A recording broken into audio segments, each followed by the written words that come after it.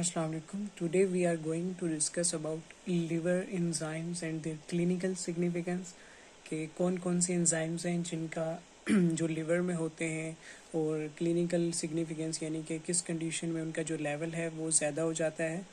तो मेनली जो एंजाइम्स हैं जो लिवर के अंदर होते हैं उसमें हम जो LFTs के अंदर भी इंक्लूड करते हैं, लिवर फंक्शन टेस्ट के अंदर जो आपके साथ किए जाते हैं उसमें AST है, ALT है और ALP है। मेनली इन तीनों को हम डिस्कस करेंगे इस वीडियो के अंदर। सबसे पहला जो एंजाइम जिसको हम डिस्कस करने जा रहे हैं एस्पार्टेट अमाइनो ट्रांसफरेज।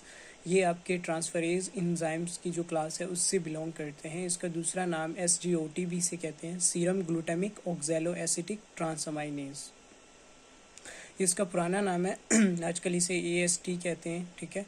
अब टिश्यू सोर्स जो है कहाँ कहाँ पे ये एंजाइम जो है पाया जाता है, ये आपकी जो है ना वाइडली डिस्ट्रीब्यूटेड होता है, किसी एक ऑर्गन में नहीं होता, बहुत सारे ऑर्गन्स के अंदर इसकी डिस्ट्रीब्यूशन है।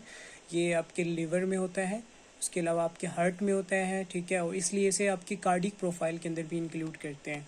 और स्केलेटल मसल में होता है और स्मॉल अमाउंट में किडनी के अंदर भी होता है, पेनक्रियाज और एरिथ्रोसाइट्स के अंदर यानी कि रेड ब्लड सेल्स के अंदर होता है।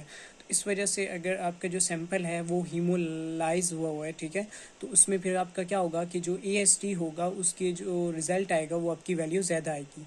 तो इसलिए जब आप लैब के अंदर टेस्ट परफॉर्म करते हैं तो जो आपका सैंपल होना चाहिए वो हीमोलाइटिक नहीं होना चाहिए, उसमें हीमोलाइसिस ना हुई हो, RBCs की ब्रेकडाउन ना हुई हो, क्योंकि RBCs के अंदर होता है तो जब हीमोलाइसिस होगी तो ये सेल से बाहर निकल आएगा, तो इसकी वजह से क्या होगा कि जो आपका रिजल्ट आएगा वो ज़्यादा आएगा।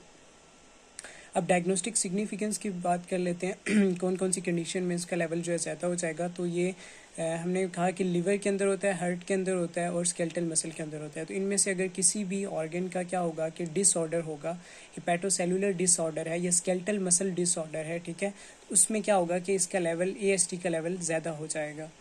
अब देख लेते हैं कि हार्ट में भी होता है। तो एक्यूट मायोकार्डियल इन्फेक्शन के अंदर क्या होता है कि जो AST का लेवल है इसको आपकी जो कार्डिक प्रोफाइल होती है AST को उसके अंदर भी इंक्लूड किया जाता है, क्योंकि ये हार्ट में भी होता है। तो एक्यूट मायोकार्डियल इन्फेक्शन के अंदर देखा गया है कि AST का लेवल जो है ये बढ़ना शुरू हो जाता है 6 to 8 हॉर्स के अंदर, और 24 हॉर्स में क्या होता है कि ये पीक पे चला जाता है और विद इन 5 डेज़ ये नॉर्मल हो जाता है AST का लेवल। तो अगर इस वजह से हार्ट की कोई डिजीज़ है, प्रॉब्लम है, तो उसमें भी क्या होगा कि AST का लेवल ज़्यादा हो जाएगा। लेकिन ये वाइडली डिस्ट्रीब्यूटेड है बहुत सारे टिश्यूज़ के अंदर, तो हम इसको ये नहीं कह सकते कि ये हार्ट के लिए स्पेसिफिक है, ये लिवर के लिए स्पेसिफिक है, ये हार्ट के लिए स्पेसिफिक नहीं है। तो उसके अलावा लेकिन AM एक्यूट मायोकार्डियल इन्फेक्शन के अंदर इसका लेवल ज़्यादा हो जाता है। अच्छा, AST उसके अलावा हिपैटोसेलुलर डिसऑर्डर्स यानी कि जो लिवर के जो सेल्स हैं, लिवर का कोई डिसऑर्डर होगा तो उसके अंदर भी ये क्या होगा कि एलिवेट हो जाएगा। वायरल हेपेटाइटिस के अंदर क्या होता है जो कि एक लिवर का डिसऑर्डर है, उसमें क्या होता है कि जो इसकी वैल्यू 100 टाइम्स जो होती है वो ज़्यादा हो जाती है अपर लिमिट ऑफ नॉर्मल से। इसकी जो अपर लिमिट है यानी कि 35 तक अगर है यूनिट पर लीटर, तो 35 से 100 टाइम्स जो है इसकी जो हेपेटाइटिस में क्या होगा कि इसकी वैल्यू ज़्यादा हो जाएगी। इसी तरह सिरोसिस में क्या होता है, ये भी एक लिवर का डिसऑर्डर है। सिरोसिस में ये इतना एलिवेट नहीं होता as compare to hepatitis. 4 times the upper limit of normal जो है सिरोसिस के अंदर इसका लेवल एलिवेट हो जाता है। और उसके बाद हमने कहा था कि ये स्केलेटल मसल्स में भी होता है। तो अगर स्केलेटल मसल डिसऑर्डर है जैसे मस्कुलर डिस्ट्रॉफी है तो या इन्फ्लेमेटरी कंडीशन है तो उसमें भी AST का लेवल जो है वो ज़्यादा 4 to 8 times the upper limit of normal. इसकी रेफरेंस रेंज की बात करें जो इसकी नॉर्मल वैल्यू है वो 5 to 35 यूनिट पर लीटर जो है वो इसकी नॉर्मल रेंज है। दूसरा जो हमारे पास एंजाइम है एलानिन अमाइनो ट्रांसफरेज, जिसे हम ALT भी कहते हैं और दूसरे से SGPT भी कहा जाता है, सीरम ग्लूटामिक पायरुविक जो SGPT, ठीक है, ट्रांसअमाइनेज।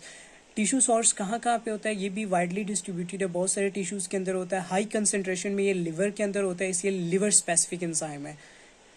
ये ALT जो है हमारे पास ये लिवर स्पेसिफिक एंजाइम है और मोर लिवर स्पेसिफिक एंजाइम इसको कहा जाता है as compare to AST। Diagnostic significance क्या है कि मेनली ये लिवर के जो डिसऑर्डर्स हैं उनके अंदर ये एलिवेट हो जाता है, क्योंकि ये लिवर के लिए ज़्यादा स्पेसिफिक है, मेनली लिवर के अंदर होता है।